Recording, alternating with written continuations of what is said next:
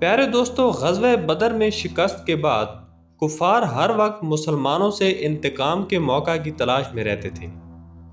غزوہ غطفان بھی کفار کی طرف سے ایسی ہی ایک ناکام کوشش کی وجہ سے لڑی گئی۔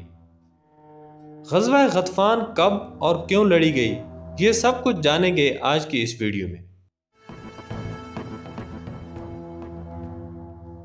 غطفان کے دو قبائل بنو سالبہ اور بنو محارب کی ایک مشترکہ جماعت نے مسلمانوں پر حملہ کرنے اور مدینہ منورہ میں لوٹ مار کرنے کا منصوبہ بنایا۔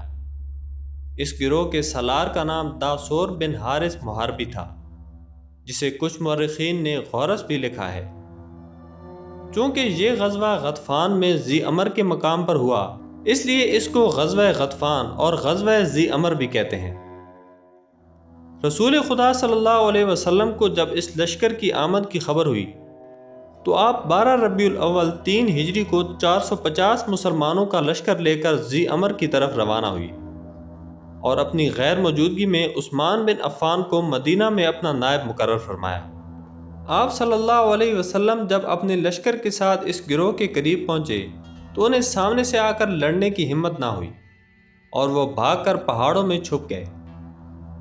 مسلمان لوٹ ہی رہے تھے کہ راستہ میں بارش ہو گئی اور سب کے کپڑے بھیگ گئے، اور جب بارش رکی تو سب نے اپنے اپنے کپڑے سکھانے کے لیے پھیلا دیے۔ سرکار نامدار صلی اللہ علیہ وسلم نے بھی ایک طرف اپنے کپڑے پھیلا دیے اور ایک درخت کے سایہ میں تنہا آرام فرمانے لگے۔ داسور کو کسی نے خبر دی کہ آپ صلی اللہ علیہ وسلم تنہا فلاں جگہ پر آرام فرما رہے ہیں۔ وہ چپکے سے آپ صلی اللہ علیہ وسلم کے پاس پہنچ گیا اور تلوار کھینچ کر آپ صلی اللہ علیہ وسلم سے کہنے لگا، اے محمد، آج میرے ہاتھ سے تمہیں کون بچا سکتا ہے؟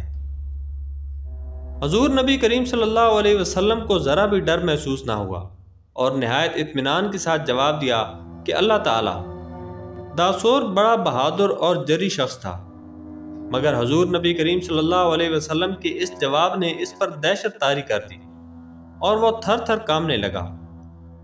تلوار اس کے ہاتھ سے چھوٹ کر زمین پر گر پڑی۔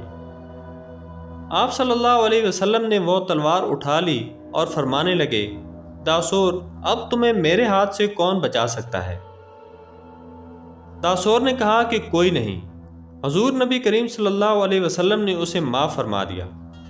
آپ کے اس برتاؤ نے اس پر ایسا اثر کیا کہ وہ فوراً مسلمان ہو گیا اور اس نے اپنی قوم کو بھی مسلمان بنا لیا۔